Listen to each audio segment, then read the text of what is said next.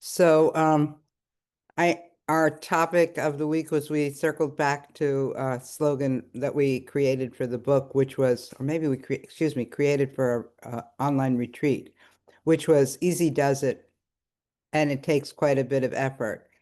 And then sort of focusing in on some of the difficult stuff that we're individually and collectively confronting, which is old age, sickness, death. We put that all together because it is often spoken as almost as if it's one word in Buddhism. Our political situation, which we're also putting together a lot of stuff there, the climate emergency, I'm going to call it, and the big changes that have come our way and are going to keep coming more and more velocity or speed our way, which is technology and AI. Now, I don't have a problem with the concept. That makes perfect sense. This is the way to get through this with easy does it, and it takes quite an effort. I seem to be having a problem right these last couple of weeks with enacting it. Well, maybe more than a couple of weeks, but that's sort of where I can remember it. Um, and it seems like I really need to be putting out a lot more effort in my life which seems to be sort of colliding with the condition of actually having less energy as I age. And also I feel the strong need to do so many things in my life that restore me, that I love to do, which counteract the challenges and stress I feel. And sometimes all of this can feel like a tight experiential tangle. And this tangle seems to tighten as things seem to get worse politically. Um, and from my view, this tightening or this political tightening anyway, I don't see the end in sight. In fact, I think it's going to get worse for a while now. And this is coupled with the challenges of old age, um, which, ultimately will flow towards sickness, death, and loss. And then that loss, I'm talking about when loss of people I love, and loss of capacity can lead to grief, which leads to less energy. Oh God, this sounds bleak, doesn't it? Oh dear, it'll get better.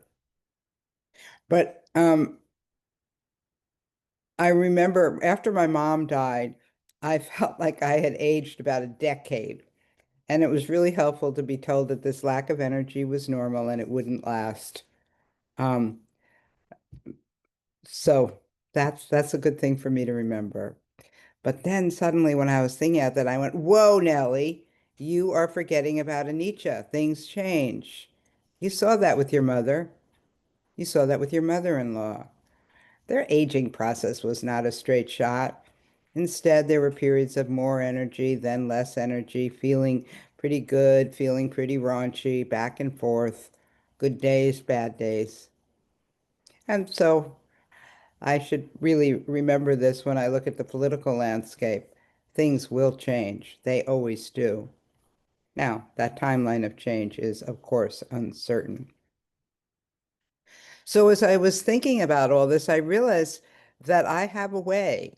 I have found a way in more recent, well, maybe decades, to accomplish the tasks on my to-do list.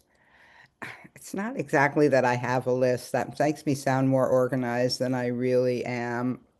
But I have reminders. I have reminders mentally. I have reminders digitally, and sometimes I decide to write them down on paper. Now, the tasks in my life can seem overwhelming at times. Probably they do for you too, at times at any rate. Um, so I kind of remembered how I do these tasks with more ease. Um, I used to push myself through, like I had to do this. This is like next up, I have to do this and do it in some kind of order, maybe of a list, but maybe some kind of other order.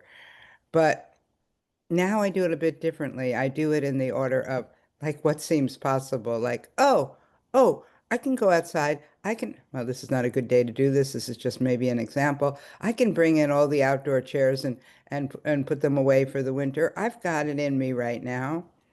Um, Another time, no, God, I don't want to do that. So I don't do it then. I do it when I feel like I can do it. I think I'm talking about conditionality again. Um, so something about finding a resonance, that's the best word I could find. I've actually never really quite tried to put this in words before.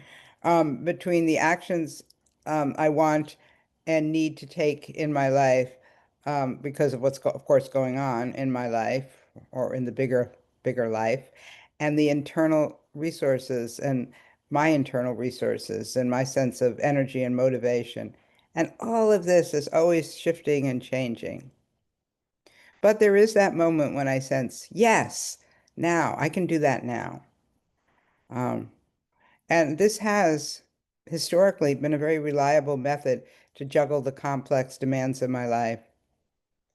It's and it's helpful. It was helpful for me when I was working on this talk to find these words for this process because I suppose it's how I best enact easy does it, and it takes quite a bit of effort.